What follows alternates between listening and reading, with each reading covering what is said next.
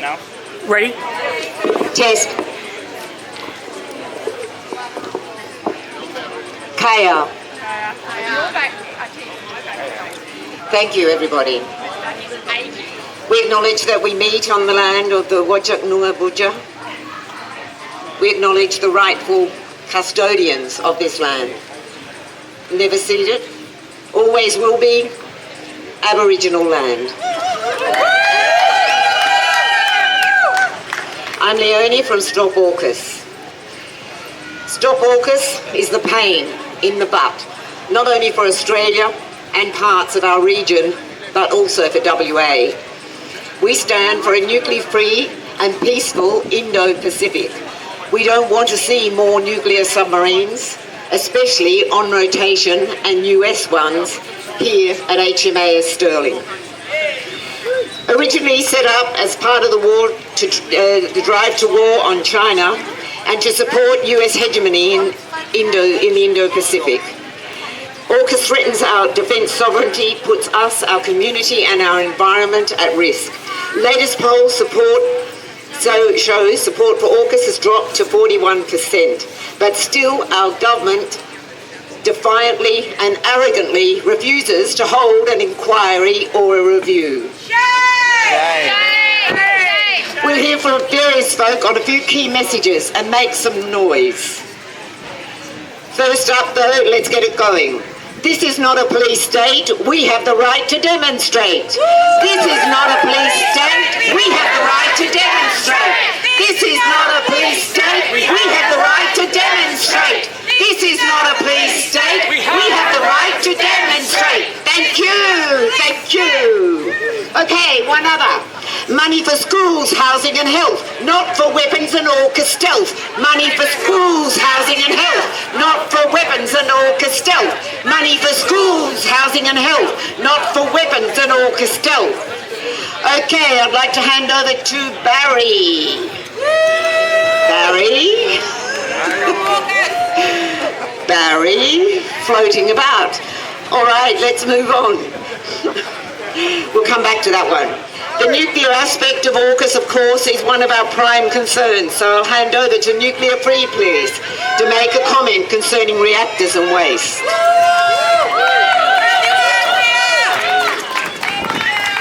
Thanks. Hi everyone. Just acknowledge that we're here on stolen lands of the Whadjuk people of the Noongar Nation. And I'm here representing Nuclear Free WA today. And we're really concerned about the proposed plans for nuclear submarines in Cockburn Sound. From an environmental perspective, we're concerned about the dredging in Cockburn Sound and the impact that will have on marine life. But more importantly, we're worried about Cockburn Sound, Meeyan Dip and Garden Island and Rockingham Kwinana becoming a military target. And we're seeing more and more in the news, even in the Four Corners report, with military analysts talking about the risk of this base and this state government's plans at Henderson for a defence precinct, making us a military target. And when you ask people, why isn't this in Sydney? Why isn't this on the East Coast? And the answer is really clear. There's too many people. And that's terrifying. That sends absolute shivers down my spine that we are being put in a position where we're sacrificed, where it's okay for us to become a military target, but it's not okay for people in Sydney. And that is terrifying for us, and it should be. It should be a reason why every West Australian stands up against the AUKUS plans. We've got at the moment US nuclear-powered submarines in our bay, and when we're talking about AUKUS, what we're not talking about is the Force Posture Agreement and the fact that we will have nuclear-powered submarines here permanently on rotation. And a lot of the infrastructure that we're setting up now for AUKUS is infrastructure which will actually be used, definitely be used, by the US and the UK to facilitate their nuclear-powered submarines here. This infrastructure, there's no guarantee we're going to get nuclear submarines, and I very much hope that we don't. But the infrastructure that's going in now is not to support our military, it's to support US and UK. And we are more and more a proxy for their wars. The other part of this story is the nuclear waste. And we know that just recently, and you might not have noticed because there was absolutely zero fanfare or media coverage about this, but there was an approval now to construct a radioactive waste storage facility at Garden Island in Coburn Sound. We're on a defence footing, and that means community consultation gets sidelined. That means environmental approvals and environmental assessments get sidelined. And we've seen that with this radioactive waste facility on Garden Island being approved, rushed through in record time. When you look at the federal government's plans for radioactive waste storage in Australia, it's taken them 40 years to get nowhere. It took them 40 years of different plans, throwing darts at maps all around the country trying to find the right location for a radioactive waste storage plant, and all of them failed. This is different because this is defence.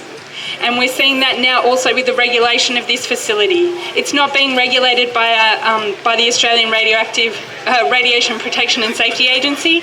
It's being regulated by a department within Defence. Again, that is terrifying to me, that we are handing the keys for the regulation for public safety over to the Department of Defence. They don't have in their objects of their laws and their legislation that they need to protect West Australians or Australians from the risks of radiation and radiation exposure. That is not in their act. That's in the Australian Radioactive Protection Safety Agency Act.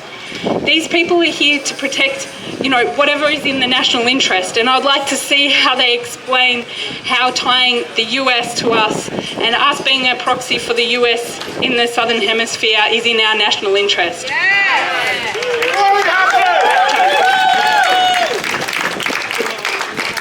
Toxic waste, keep it out, that's what WA is all about. Okay, Leonie's got a really fantastic chant prepared for us. It says, toxic waste, keep it out, that's what WA is all about. Can we do that? I'm so bad with chants, Leonie. Okay, let's go. Thank you, Mia. Okay, toxic waste, keep it out. That's what WA is all about. Toxic waste, keep it out. That's what WA is all about. Toxic waste, keep it out. That's what WA is all about.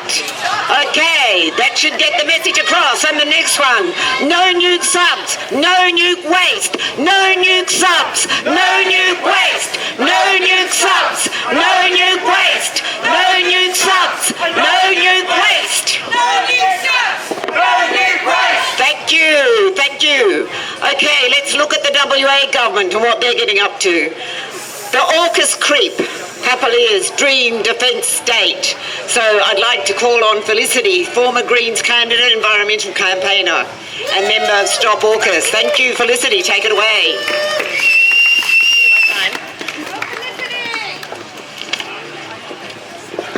Thanks, Leonie. We are absolutely becoming a defence state. So during my campaign for the state seat of Fremantle, when I raised the issue of AUKUS, it was often fobbed off with a line that AUKUS is a federal issue, not a state issue. Basically, I was getting stay in your lane. This was despite WA Labor Minister Simone McGurk signing an MOU with Huntington Ingalls in 2023 to shore up training of a workforce to build nuclear submarines here. Followed by Paul Papalia visiting the US in 2024 for the purpose of exhibiting the state's ability to support the the AUKUS alliance and identifying opportunities for WA's defence sector. Shame. Absolute shame. Shame. Then, right after the state election, a year after his earlier visit, he was back in the US again. He was there to convince the recently elected Trump administration that the AUKUS deal was still a good deal, amidst wavering US support and them slapping Australia with tariffs. He went to sell WA's defence industry, but really, he was selling us out. Absolute sellouts. He met with the likes of Mike Gallagher, Head of Defence for Palantir Worldwide, a multi-billion-dollar surveillance and AI tech company, which is under scrutiny for profiteering from Israel's genocide. While there, he signed a memorandum of understanding with General Dynamics Mission Systems part of General Dynamics, the world's 5th largest weapons manufacturer, which supplies arms to Israel and manufactures the horrendous Mk-84 bomb. The Cook government has also this year signed an MOU with Europe's largest defence contractor, BAE. So tell me again this isn't a state issue. In September, I visited Parliament and sat in on question time. I'm obviously a glutton for punishment. I only recall Paul Papalia speaking once, but he spoke at length in response to a Dorothy Dixer, where he waxed on about how proud he is to be WA's first Defence Industries Minister.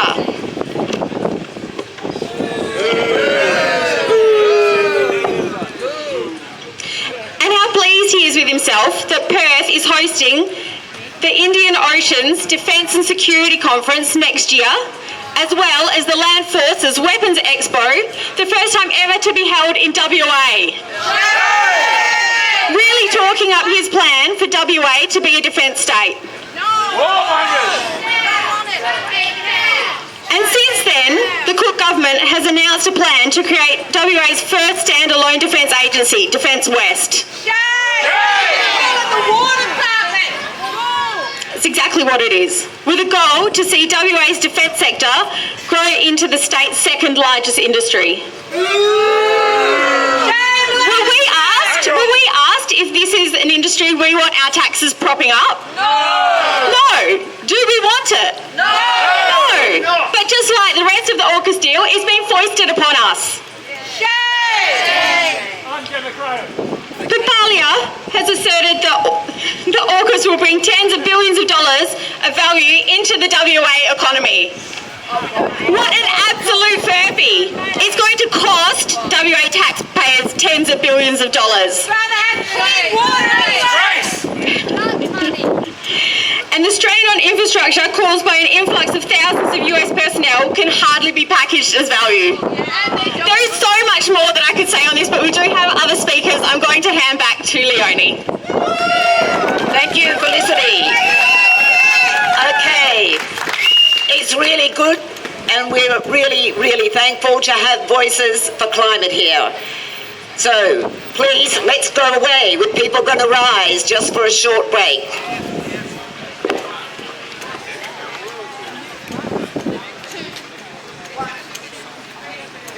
People gonna rise like the water, gonna tear this system down.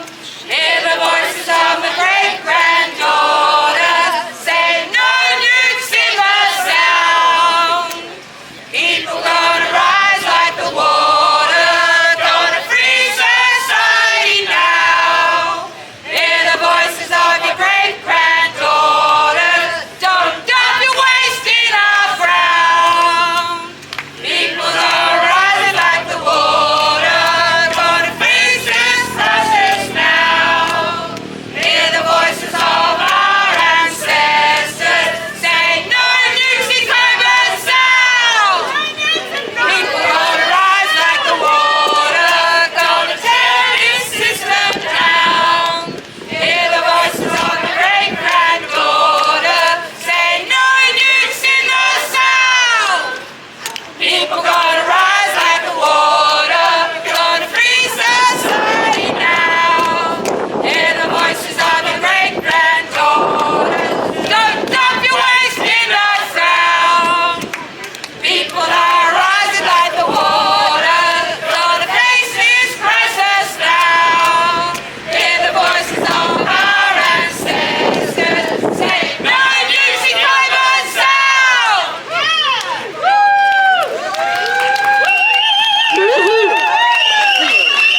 Thank you. Okay. Very pleased to have a visit from our long-time peace anti-nuclear campaigner, the former Green Senator, the infatigable Joe Valentine, to talk on sovereignty. Thanks, Leonie. great that so many people are here to give the Labor Party of WA a shove in the direction we want them to work for the whole community, not just for the mining lobby. We matter. Look after our environment, our precious, precious little planet. But I want to say a word or two today about sovereignty. You all know that the anniversary is coming up this week of the dismissal of the Whitlam government on the 11th. Now, that is directly related to AUKUS. Ever since then, Labor governments have been shit scared about being done over by the CIA. I'm tired of hearing people talking about the dismissal and only talking about the palace letters and what the Queen knew and Charteris, her secretary, and Prince Philip, Charles as he was then.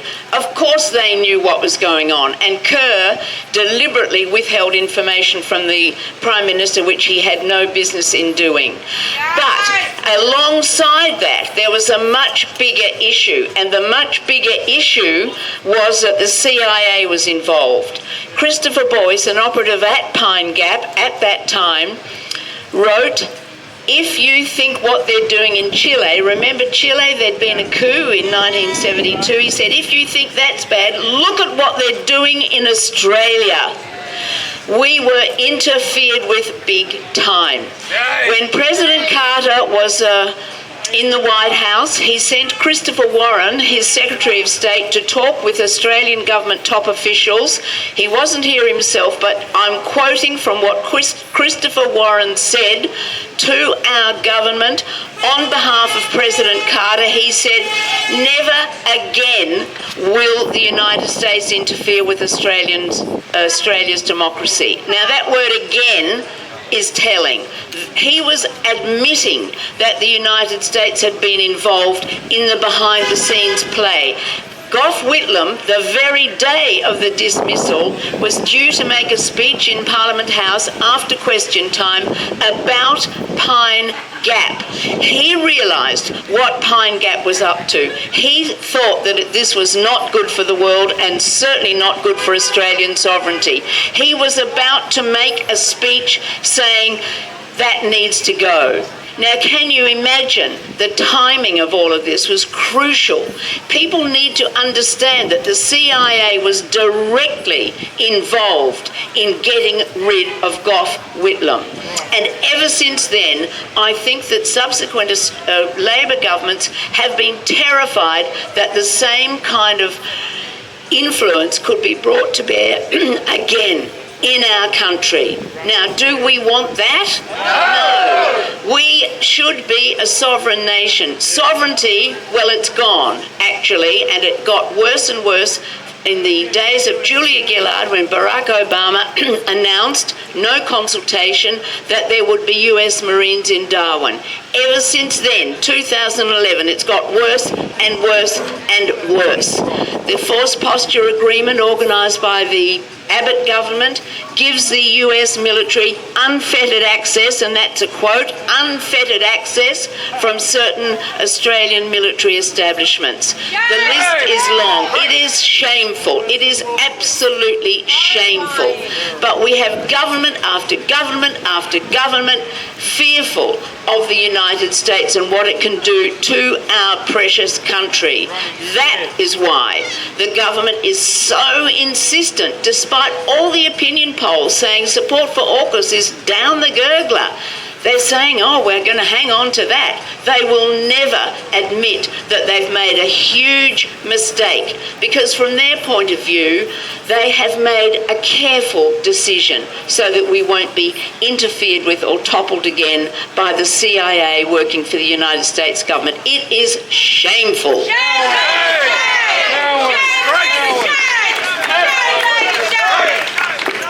Okay, so what do we say? Get AUKUS, no AUKUS! Get AUKUS, no AUKUS! Get AUKUS, no AUKUS! Get AUKUS, No AUKUS! Get AUKUS, no AUKUS! Thank you. Okay, one key message for today is to do with safe jobs. Nuclear is never safe. Similarly to workers in the nuclear power industry, higher levels of cancer and other health ailments are reported in people working in nuclear submarines.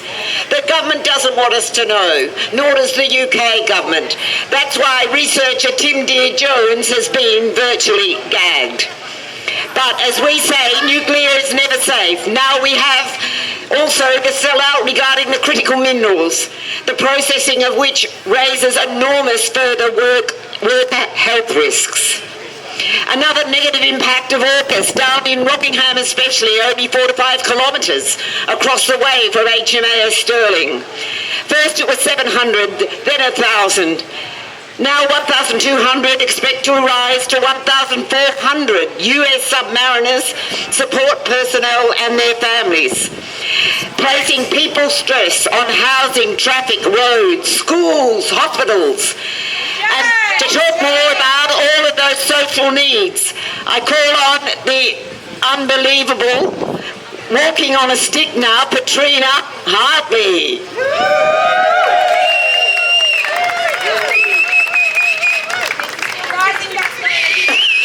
Over to you, Katrina.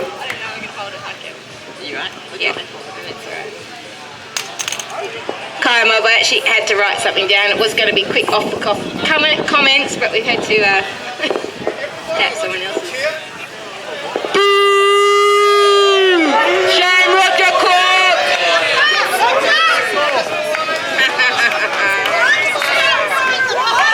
Dodgy Roger! We got some words for you, Roger Cook. Amazing that you're out here listening to the people. We're gonna cook this even more! Roger Cook. Alright, Kara, everybody. I acknowledge, obviously, that we're standing on the lands of the Whadjuk Noongar people. This was land that was never ceded, and that our government is still insisting on destroying and ripping up and polluting, and so we stand in solidarity with the First Nation people of the Whadjuk Noongar Nation. The two greatest existential threats we face today are nuclear war and global warming. Both are inextricably linked. Aside from the horrendous human cost of life, the estimated long-term climate cost of not only destroying but then clearing and rebuilding Gaza will generate 30 million metric tonnes of greenhouse gases. Palestinian Environmental Network stated, the Israeli occupation has completely damaged all elements of life and all environmental elements in Gaza. They completely destroyed the agriculture and wildlife. It's a wasteland. But instead of working to mitigate the terrible cost to life, to nature, those elected representatives in there work actively to encourage both nuclear war and global warming.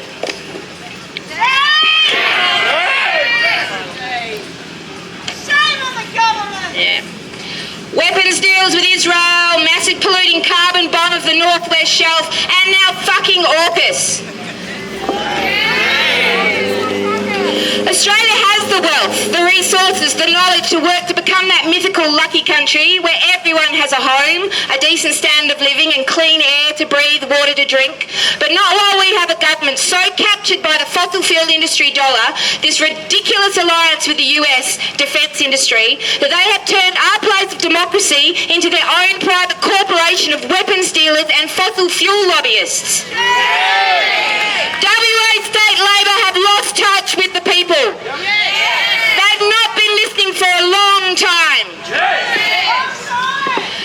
We think of the environmental impacts of a nuclear submarine.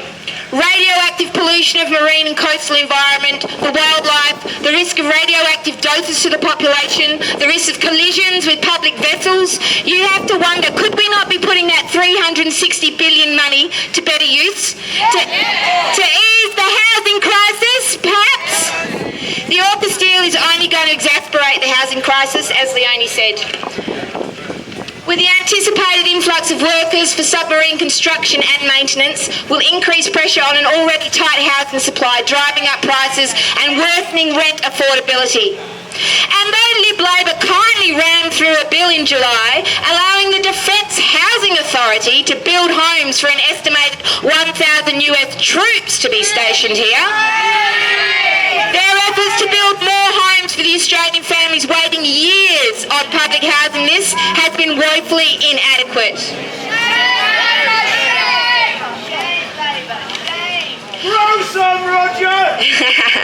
But look around you. Look at all the people standing in solidarity, demanding to be heard, and feel the strength in that. We are all part of a long, powerful history of struggle, standing on the side of the suffragettes, the civil rights movement, the anti-war movement, the anti-apartheid struggles. People's freedoms, our human rights, any progressive change has only ever been worked through mass grassroots struggle like ours, not through the sad wheelings and dealings going on in that parliamentary party. And they understand we have that power. That's why they tried so hard to break us with their anti-protest laws. So in response to Labor's proposed post and both bill, and as a reminder to them of who they're supposed to work for, please join me very loudly in chanting, "Show me what democracy looks like. This is what democracy looks like. Show me what democracy looks like. This is what democracy looks like. Show me what democracy looks like. This is what democracy looks like. Show me what democracy looks like. This is what democracy looks like." Yeah. Thank you, Katrina. Okay. Like to hand over to Wade. Okay, it's good to have a representation from the Free Palestine movement here today. So Wade will talk to us from Political Intifada. Thank you. Hi everyone. Look, there's a rumour going around the federal cabinet that, do you remember earlier in the year there were 3 Chinese vessels that circumnavigated Australia? The rumour is Richard Marles, the Defence Minister, actually donned a wetsuit, swam out, scratched the hull of one of the ships, took the sample back, had it tested by the good old CSIRO, and yes, the iron ore that went into the steel that went into the hull of that ship came from the Pilbara. So this is the Navy that now, this mob are telling us we need to equip ourselves, tax the shit out of the Australian people to the tune of $373 billion to fight against. Isn't that a contradiction? Anyway, this period of history, I'll keep this very short. I'm going to make a couple of points about history and geography, all right, very short. This period of history we're living in now is probably going to be remembered for a number of things. Perhaps most important for us today is this is the period of the decline of US power. We're not in a period of US hegemony. This is not the end of the Cold War anymore. The US limits of power are being seen daily on the news. It's also... It's Patrick. Hey, Patrick, can you use the word genocide? Patrick, can you use the word genocide? Speak up, Patrick. Shame, leader, shame. Come on, it's not hard. These people we're seeing, they're actually the faces of capital. They're the faces. We don't see the shareholders on the news, the shareholders who hold their shares in the fossil fuel companies or the weapons companies or the mining companies. We don't see them on the news. We don't see their faces. Who we see is the political representatives. We see them, the federal members, the wetsuit wearing Richard Marles, the Defence Minister. We see Patrick Gorman. We see them as the political representatives. They've chosen to be servants of capital. They've chosen to be servants of the corporate rich. Your vote is just to somehow legitimise the decisions they're really making, which are not in our interests. If they were, we wouldn't be here. Anyway, coming back to the lesson, very sorry about that. So history will recall this period, decline in US power. It will also recall silence in the face of genocide in Gaza. People like Patrick Gorman, all of your cabinet members, they cannot use the word genocide. If they use it, it has implications for them. There's a culture of silence, and I've looked through the Labor talking points that got leaked out. They're not talking points at all. They're propaganda points to make sure there's a dominant narrative in this country, which is being undermined consistently, but a dominant narrative that Israel's doing nothing wrong. Australia is but a minor player in the Middle East and can't do very much. Well, I'll tell you something. If Australia cut its ties with Israel, cut its ties with genocide, it would have global repercussions. It would bring reinvigorate the activists in the UK, give some genuine solidarity with those in the US fighting Trump, and there'll be an upsurge of support throughout the Middle East. So what Australia does is critically important.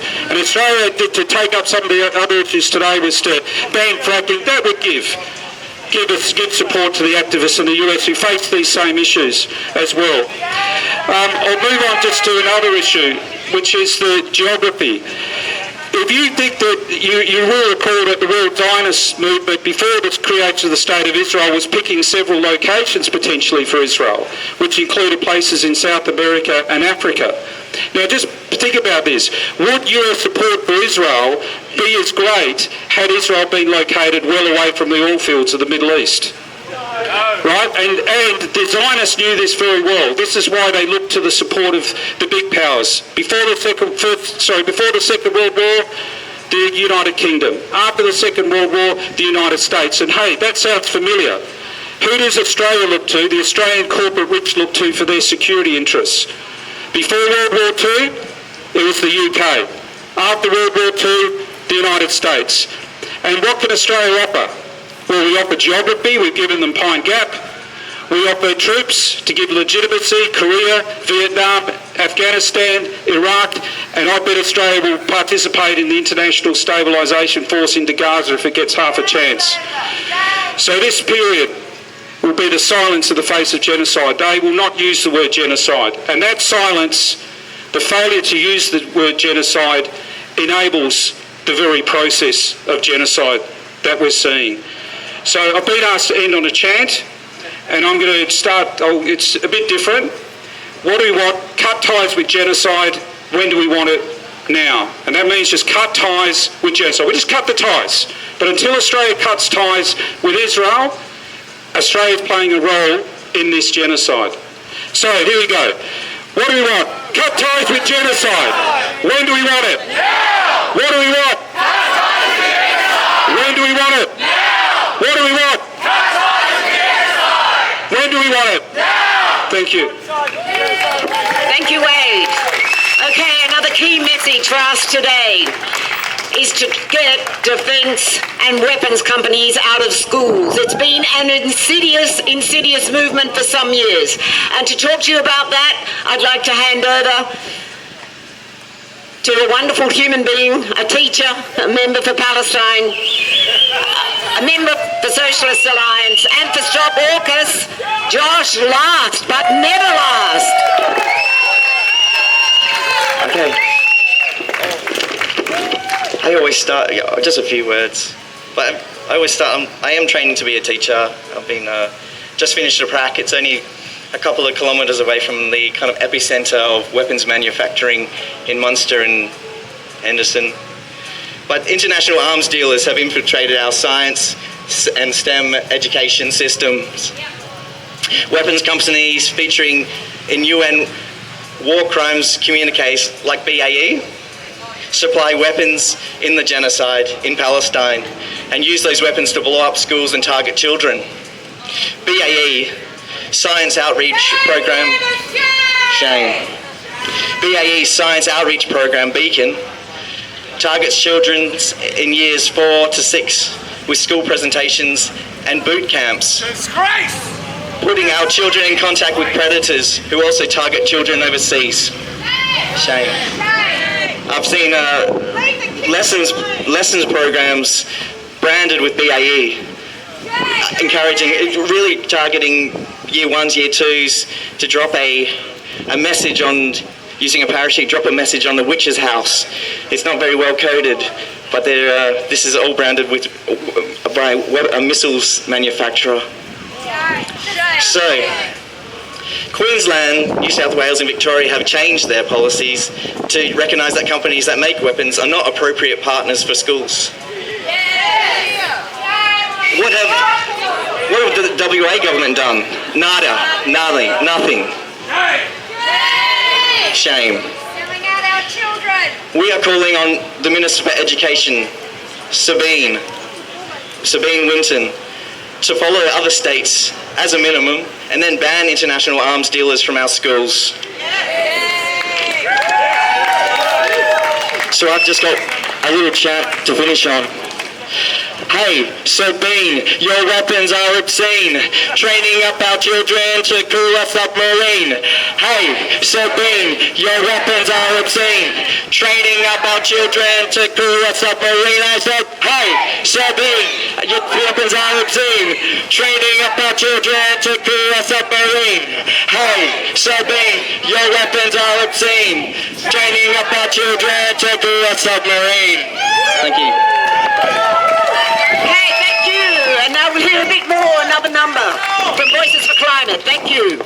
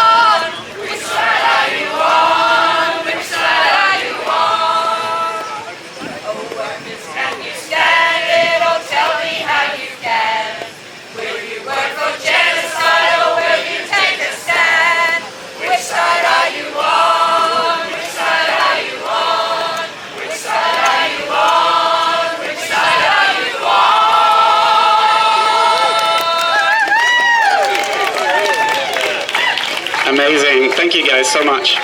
Always was, always will be. Aboriginal land. Hi folks, my name is Glenn. I'm talking on behalf of the Mineral Policy Institute and Academics for Palestine. And I just, obviously going to echo a lot of what the speakers have said today, but I'll focus on just over here. So what you might have heard that there was a deal between the US and Australia signed 2 and a bit of weeks ago, a 13 billion deal, and basically we're affected directly. It regards Alcoa and extraction of gallium, which is dependent on the mining of bauxite. So as many of you here I know will know, Alcoa is planning an expansion, and they received 59,000 submissions to prevent them from doing that, because up until now Alcoa has never had really a community or environmental assessment, and this was the first opportunity to do that, and this was in August, and now what happens in November or October, we have security coming to the table.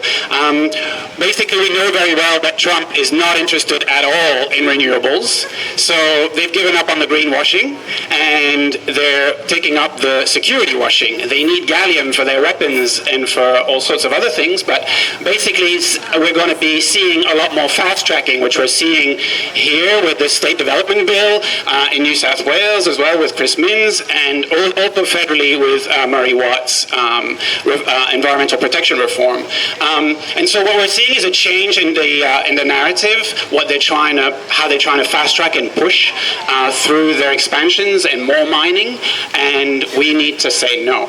Right? We know for a fact the roots of the environmental movement is also the peace movement, right? Green peace. That's kind of the idea. We know that it's connected. We know that we have to reconnect the dots. And we had a bit of a break in the 90s. We thought it was the end of history, and there was a little bit less of security talk, even though obviously there was ongoing wars. We all know that there was. However, now it's coming back to the front, as Wade highlighted, and they're gonna shove it in our face, and they're gonna fast track, and we really gotta say no. So I'd like to finish on a chant, which is, when they say security, we say community. When they say fast track, we say fight back. When they say security, we say community. When they say fast track, we say fight back. When they say security, we say community. When they say fast track, we say fight back. Thank you, folks. Thank you, Gwen. Okay, a late riser Saturday morning, typical Freo style. Okay, just to make a comment on the military build-up, and as it leads to war and a couple of other things, we have Barry, member of Red Spark against war and fascism, and a member of Stop AUKUS WA. Thank you, Barry.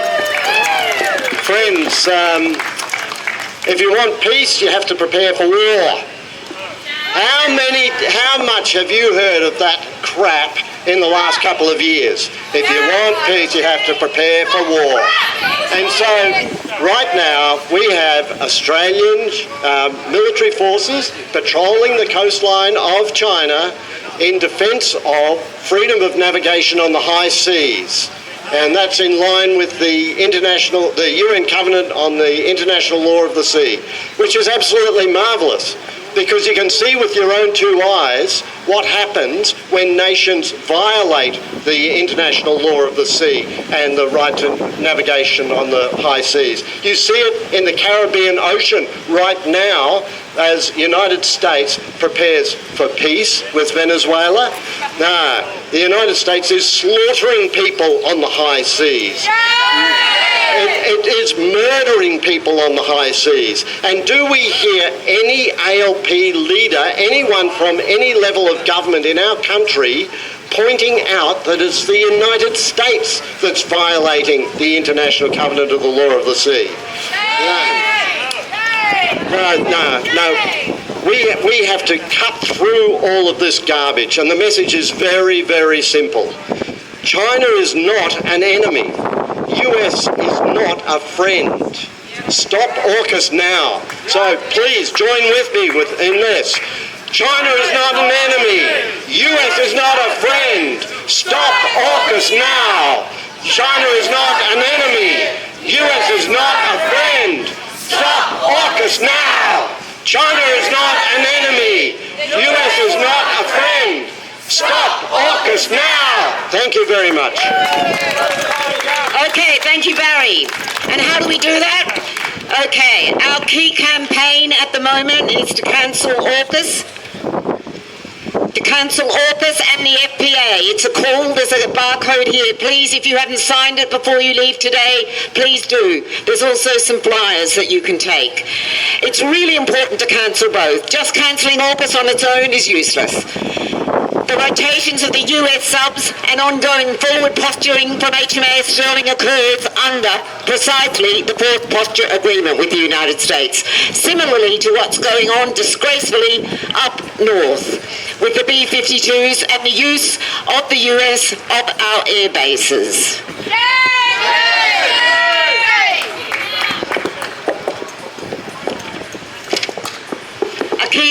we've got coming up down in Rockingham. This is a Co-Stop AUKUS nuclear-free project, the flotilla to reclaim Coburn Sound.